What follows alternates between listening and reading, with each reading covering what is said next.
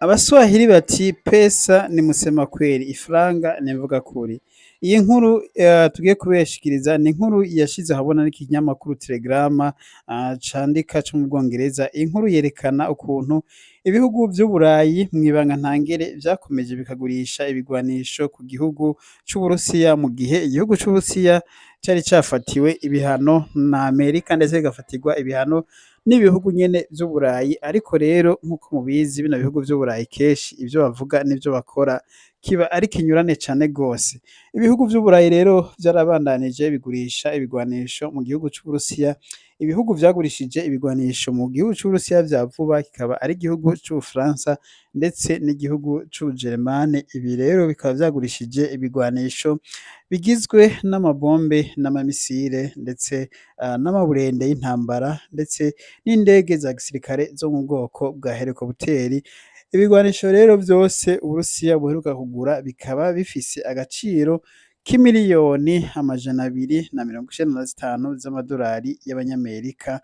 Nk'uko mubibona ibigwanisho vyari bigizwe na bombe na rokete na misile ndetse n'inkoho zito zito. Ibi rero vyose bikaba vyarashikanywe mu Burusiya muri no vuba, aho bivuga ko amaburende yari amaburende ashika ku gihumbi. Ibi rero sivyo bihugu vyonyene vy'Uburayi vyagurishije ibigwanisho mu Burusiya ubu bwa vuba, ahubwo n'ibihugu hafi ibihugu indwi vyose vyo mu Burayi vyaragurishije ibigwanisho mu gihugu c'Uburusiya ndetse mu gihe gitandukanye. Ibi rero bikaba vyashizwe ahabona n'ikinyamakuru Telegrama gisanzwe gikorera mu Burayi, aho cerekanye ukuntu bino bihugu vyarenze amasezerano yo gufatira ibihano Uburusiya bikagurisha bino bigwanisho, aho ndetse kino kinyamakuru cemeza neza ko bino bigwanisho Uburusiya buriko burabikoresha mu ntambara muri Ukraine. Ibigwanisho rero ibindi bihugu vyatanze ibigwanisho ni nk'igihugu c'Ubutaliyano ndetse n'igihugu c'Ubufaransa ni miliyoni 164 n'igihugu ca Germany imiliyoni 131, igihugu c'Ubutaliyano imiliyoni 23, igihugu ca Australia imiliyoni 19. Ivyo n'ibigwanisho batanze. Igihugu ca Bulgaria imiliyoni 17 ndetse n'igihugu ca Czech Republic imiliyoni 15.